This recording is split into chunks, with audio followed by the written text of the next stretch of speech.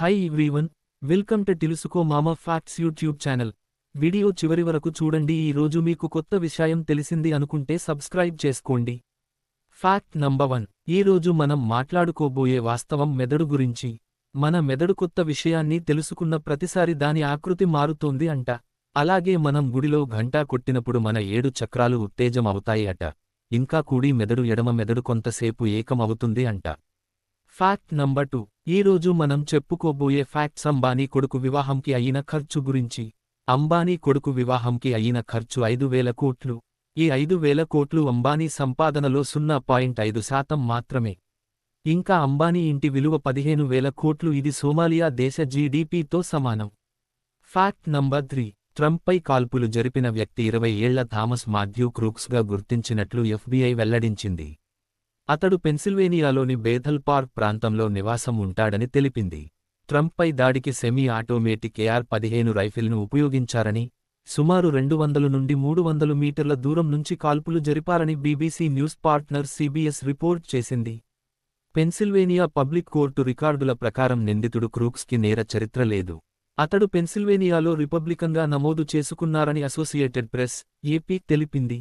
అయినప్పటికీ ఎన్నికల ప్రచార ఆర్థిక రికార్డుల ప్రకారం ప్రెసిడెంట్ జో బైడెన్ ప్రమాణ స్వీకారం చేసిన రోజున అంటే 2021 జనవరి 20న ప్రోగ్రెసివ్ పొలిటికల్ యాక్షన్ కమిటీకి క్రూక్స్ $15 విరాళంగా ఇచ్చాడు. Fact number 4. ఈ రోజు మనం చూడబోయే ఫ్యాక్ట్ ఇటీవలి సంచలనం మ్యూట్ రాపర్ MC బాబా గురించి. MC బాబా ఆఫ్రికాలోని కాంగోలో జన్మించాడు. ఇతను చిన్నప్పటినునే చెవిటి అలాగే మూగవాడు. MC బాబాలా బెస్రాన్ అని రాపర్లో 2021లో జాయిన్ అయ్యాడు. MC బాబా వీడియోస్లో ఒకే రోజులో 10 మిలియన్ వ్యూస్ సంపాదించింది. Fact number 5. ఈ రోజు మనం మాట్లాడుకోబోయే ఫ్యాక్ట్ పైరసీ వెబ్సైట్లు డబ్బు ఇలా సంపాదిస్తాయి అని. పైరసీ వెబ్సైట్లు డబ్బు ఇలా సంపాదిస్తాయి అంటే యాడ్స్ రూపంలో డబ్బు వస్తుంది. మనం పైరసీ వెబ్సైట్లు చూసినప్పుడు మనకి పాపప్ రూపంలో యాడ్స్ ప్రదర్శన చెయ్యటం, అలాగే సినిమా చూస్తున్నప్పుడు మధ్యలో యాడ్స్ డిస్ప్లే చేయటం వలన మనీ వస్తాయి. పైరసీ వెబ్సైట్లు సుమారుగా 1.3 బిలియన్ల డబ్బు సంపాదిస్తున్నాయి అంట. Fact number 6. ఈ రోజు మనం చూడబోయే ఫ్యాక్ట్ IASలో మోసం చేసిన పూజ గురించి. పూజ చేసిన మోసం ఏంటి అంటే OBC non creamy layer certificate అలాగే వైకల్యం సర్టిఫికేట్ పెట్టి 841 ర్యాంక్ తెచ్చుకుంది. OBC నాన్ క్రీమీ సర్టిఫికేట్ అంటే వాళ్ల కుటుంబ ఆదాయం 8 లక్షలు కంటే తక్కువ ఉంటే వస్తుంది, కానీ పూజ ఆస్తి 16 కోట్లు మరియు వాళ్ళ నాన్న ఆస్తి 50 కోట్లు. అలాగే తనకి ఆ వైకల్యం లేకున్నా వైకల్యం సర్టిఫికేట్ పెట్టింది కానీ చెకప్కి వెళ్లలేదు. ఇంకా పూజ వాళ్ల నాన్న IAS ఆఫీసర్. Fact number 7.